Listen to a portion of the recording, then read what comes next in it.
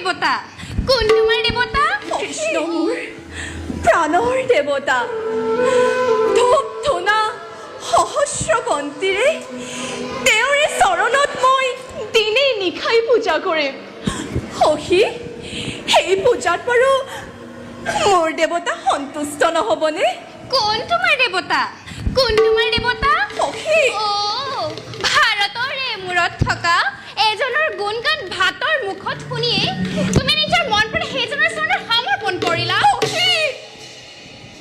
কিন্তু সখী তেওঁ যদি তোমাক গ্ৰহণ নকৰে তেন্তে তুমি পুনৰ কাক দেৱতা পাতিবা শুনা সখী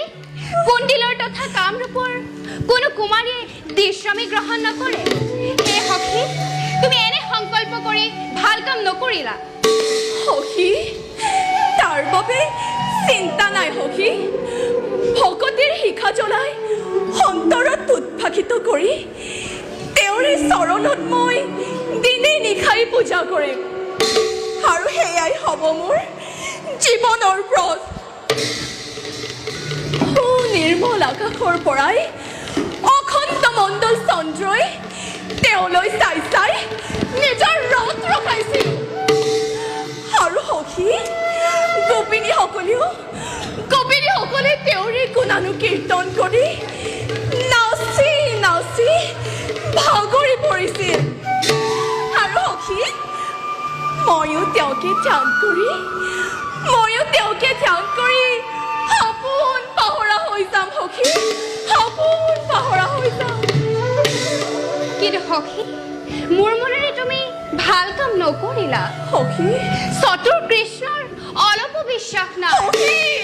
আৰু কৃষ্ণৰ প্ৰেমীজনাৰ দুখতেই জীৱন যায় পৰম নিষ্ঠুৰ সেই নন্দৰ দোলালক তুমি স্বামী ৰূপে পাবলৈ কামনা নকৰিবা সখী শুনা সখী কৃষ্ণ পোৱাটো ইমান সহজ নহয় আৰু পালেও জানিবা কৃষ্ণক ধৰি ৰখাটো বৰ টান কাম সখী তোমালোকে মোক আশীৰ্বাদ দিয়া সখী ভক্তৰ অধীন ভগৱান আৰু যদি এই কথা সঁচা হয় তেন্তে দিনহীন সেৱিকালৈ বাৰু শ্ৰীকৃষ্ণই আশীষ নিৰ্মালি নিদিবনে